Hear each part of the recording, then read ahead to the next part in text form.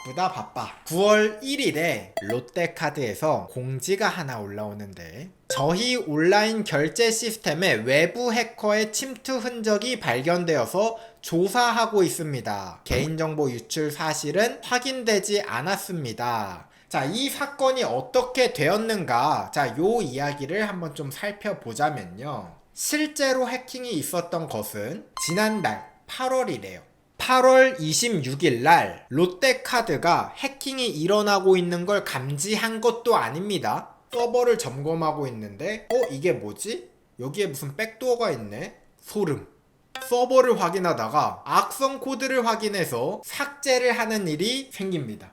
자, 그러면 우리는 생각을 할 수가 있겠죠. 공지를 한 게 언제라고요? 9월 1일입니다. 자, 근데 26일이야. 적어도 27일이나 28일 날 좀 알려주면 좋지 않았을까? 그러면 그때 왜 신고 안 했지? 라고 이제 물어보니까 롯데카드는 이런 이야기를 했습니다. 그거는 여러분들이 법을 몰라서 그런 건데, 엄연히 따지면 고객 정보가 유출되면 신고해야 되는 건 맞아. 그건 의무인데 악성 코드 감염은 신고 안 해도 돼. 법이 그래. 니네들 몰랐구나. 개인정보가 유출된 걸 확인하면 신고해야 되는데 악성 코드 감염은 아니지롱 이라는 거였습니다. 물론 이렇게 뭐 얌체같이 얘기한 건 아닙니다. 악성 코드 감염은 신고를 안 해도 됐기 때문에 안 했다 라고 합니다. 그래서 롯데카드가 그 당시 신고를 안 했는데 조금 더 찾아보니까 유출을 시도한 흔적을 발견했어. 그럼 빼박이죠? 네. 신고 안 하려고 했는데 어쩔 수 없이 유출을 시도한 흔적을 봐버렸어. 안 봤으면 신고 안 해도 됐었는데 하필 그걸 또 봐버려가지고 어쩔 수 없이 금융당국에 신고를 하면서 공지를 올린 겁니다. 더 재밌는 건 26일날 해킹을 당했냐? 사실 그것도 아닙니다. 26일이 아니었어요. 8월 14일날 해킹이 된 걸로 확인이 되었습니다. 14일날 해킹이 됐는데 몰랐던 겁니다. 자, 해킹 공격이 14일날 진행이 되고 16일까지 3일간 지속되면서 처음 이틀 동안 1.7GB 분량의 내부 파일이 빠져나간 걸 확인했습니다. 물론 내부 파일이라고 했지 개인정보라고는 안 했습니다. 이게 롯데카드 입장입니다. 자, 정리를 하자면 14일날 해킹이 되고 탈탈탈 털리고 있었다가 26일날 서버를 점검하다가 이 악성 코드는 뭐야? 확인해 보니까 해킹을 당했더라. 자, 요 이야기입니다. 자, 그래서 현재 입장, 외부 조사 업체를 통해서 정밀 조사를 해봤대요. 현재까지는 고객 정보 등 주요 정보의 외부 유출이나 랜섬웨어 같은 심각한 악성 코드 감염은 확인되지 않았다라고 합니다. 이게 무슨 말이냐면 외부로 반출하다가 실패한 파일들이 있는데 이걸 가지고 추정을 해보면 개인정보 유출이 되었을 수도 있지 않을까라고 생각을 하고 있는 겁니다. 물론 지금 여기에서 1.7기가가 빠져나갔다고 했잖아요. 자, 이게 무엇인지는 몰라요. 아직 모릅니다. 개인정보일 수도 있고 아닐 수도 있으니까 확언은 못하죠. 하지만 빼내려다 시도한 파일들을 보면 이거 얘네 개인정보 가져갔을 것 같은데 찝찝한데 이런 상황이고요. 확실한 건 증거는 없다. 자, 이겁니다. 자, 그러면 여러분들 우리 너무 답답하잖아. 그 증거가 그럼 도대체 뭔데? 네트워크 기록이에요. 네트워크 기록. 개인정보가 외부로 빠져나가는 네트워크의 로그가 지금 없다라는 겁니다. 전반적으로 우리나라에서 있었던 해킹, 특이죠? 마법 같은 일이에요. 해킹은 일어나지 않았지만 데이터는 해커의 컴퓨터에 있다. 자, 이 현상이 계속 발견되는 겁니다. 해킹은 당하지 않았어. 왜? 로그를 보니까 없어. 하지만 데이터는 해커의 컴퓨터에 있다라는 거예요. 그렇대요. 지금 여러분들이 계속 혼동스러운 게 이런 부분일 거예요, 아마. 그겁니다. 확실한 증거는 없다. 그렇기 때문에 현장 검사를 착수했다라고 합니다. 아마 조만간 롯데카드에서 개인정보가 유출되었는지 아니면 그게 아니었는지 정황들이 나올 거다. 하지만 현재까지 밝혀진 사실이 있어요. 이 롯데카드가 어떻게 해킹을 당했는지 확인을 해보니까 그 원인이 바로 이거였습니다. CVE2017-10271 제 유튜브를 이제 막 처음 들으시는 분들은 모르실 수도 있어요. 이게 바로 취약점이라는 거거든요. 어떻게 보면 결함이에요. 결함. 해킹을 하기 위해서는 이런 취약점이나 결함이 있어야 해킹이 가능한데, 이번 롯데카드를 해킹할 때 사용했던 취약점이 바로 요 취약점이라고 하는 겁니다. 취약점 코드의 특징이 있는데, 요 두 번째 나와 있는 게 바로 몇 년도에 발견되었느냐 라는 거예요. 2017년도에 발견된 취약점입니다. 어떤 취약점이냐? Unauthenticator Attacker라고 되어 있죠? 자, 요거를 쉬운 말로 하면은 로그인을 하지 않은 사용자, 아이디와 비밀번호도 없는 공격자가 컴프로마이즈, 이건 뭐냐면 장악하다예요. 오라클 서버를 장악할 수 있는 취약점입니다. 아주 손쉽게 해킹할 수 있는 취약점이다. 엄청 강력한 취약점이거든요. 이 취약점을 막는 방법이 뭔지 아십니까? 바로 업데이트입니다. 업데이트만 하면 되는 거예요. 자, 그러면 결론이 나오죠? 업데이트 안에서 해킹당함. 자, 이겁니다. 야, 업데이트를 어떻게 안 할 수가 있어? 라고 여러분들이 생각하실 수도 있는데요. 실제로 그럴 수가 있습니다. 여러분들도 업데이트 잘 안 하죠. 그렇잖아. 그쵸? 자, 근데 개발자들, 관리자들은 업데이트를 더 하기 싫어합니다. 왜냐면 업데이트가 진짜 무섭거든요. 일 해보신 분들은 아실 거예요. 잘 되던 것도 업데이트 한번 하니까 안 돼. 장애가 발생합니다. 그래서 IT 일하시는 분들 중에서 서버 업데이트 날이라고 하면 야근을 염두해 두더라고요. 그래서 무서워해, 다들. 그래서 잘 안 하는데, 더군다나 롯데카드라면 서버가 한두 개겠어? 수백 대잖아. 다 일일이 관리하기가 쉽지 않습니다. 그러다 보니까 놓치는 게 있을 수도 있어. 자, 근데 가만 보면 여러분들, 제가 뭐 실드를 쳐주네 이렇게 생각하실 수도 있겠지만, 그래도 그러면 안 되죠.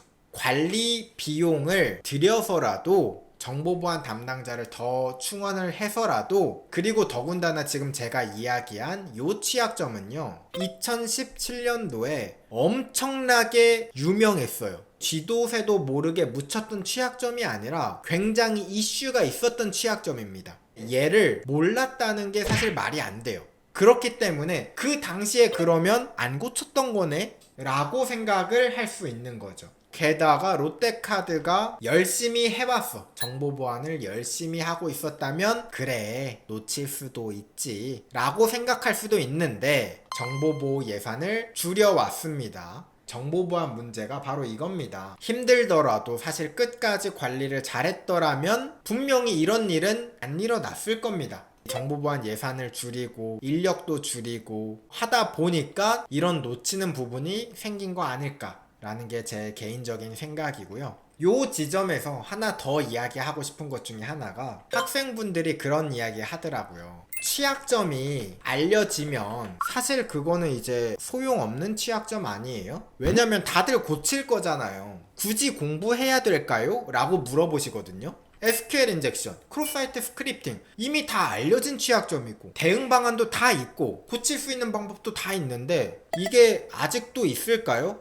이상적으로는 없어야겠죠. 그쵸? 하지만 현실은 그렇습니다. 요 취약점이 지금 롯데카드만 문제냐? 실제로 인터넷에 연결되어 있는 서버들을 확인해 보니까요, 16만 6,172건 딸깍하면 16만 대 여러분들 거 되는 겁니다. 한국도 있습니다. 6,808대가 지금 남아있어요. 문제가 안 터진 게 좀 이상하죠, 솔직히. 국내 금융사, 공공기관, 민간기업 서버 상당수가 여전히 지금 패치되지 않은 상태로 남아있습니다. 지금 더 문제가 터져도 전혀 이상하지 않아. 해커들이 한 발 더 앞서서 취약점, 제로데이를 찾고 해킹을 했어. 혹은 사회공학기법으로 해킹을 했어.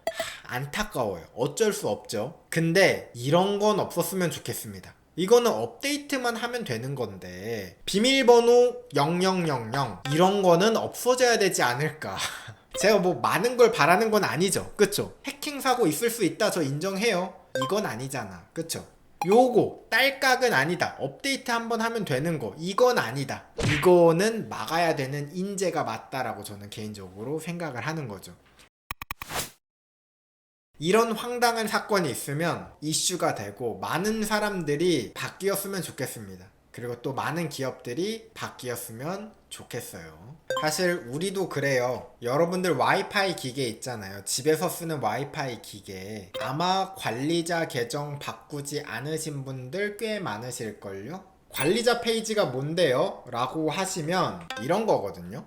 여러분들이 쉽게 확인해 볼 수 있는 방법 중에 하나, 그 아래 실행창에다가 cmd라고 검색하세요. cmd. 그러면 명령 프롬프트가 뜨거든요. 자, 이 명령 프롬프트에서 ipconfig 쳐. 여기에 쭉 올라가서 그 중에서 이더넷 어댑터, 랜선을 이용한다 그러면 이더넷을 쓰고, 그리고 와이파이를 쓴다 그러면 와이파이 어댑터. 저 같은 경우는 게이트웨이가 172.30.1.254예요 저랑 다를 수가 있어요. 그 주소를 인터넷 주소창에다가 치는 거예요. 그러면 이렇게 관리자 페이지가 나오거든요. 노멀띵님, 저 처음 보는 건데요? 라고 하신다면 큰일 난 겁니다.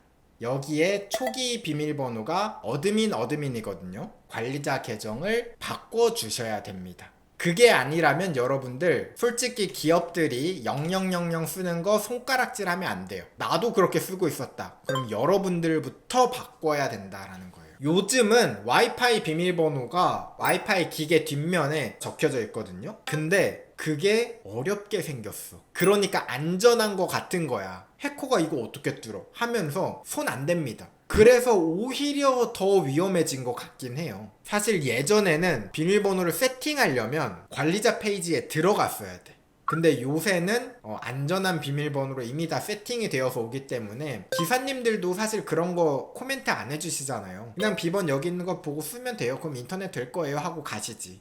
휴대폰에 카드 결제 등록 해지할까요? 사실 저는 또 이제 안타까운 게, 그러니까 해킹을 위해서 우리가 해야 되는 설정이 있을까요? 클라우드 자동 백업을 뭐 막는다라든가 뭐 이런 걸 이야기하시더라고요. 근데 클라우드 보안 백업을 하는 것도 전부 다 우리 편의를 위해서잖아요. 어떻게 보면 서비스 중에 하나인데 카드 결제도 우리가 편리하려고 하는 거잖아요. 근데 그런 식으로 카드 결제 안 해.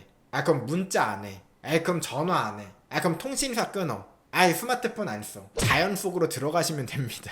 그렇게 되면 진짜 끝이 없어요. 쓸 건 쓰고, 그쵸? 우리가 극단적인 행동을 안 하려면 왜 해킹이 일어나는지를 알아야 됩니다.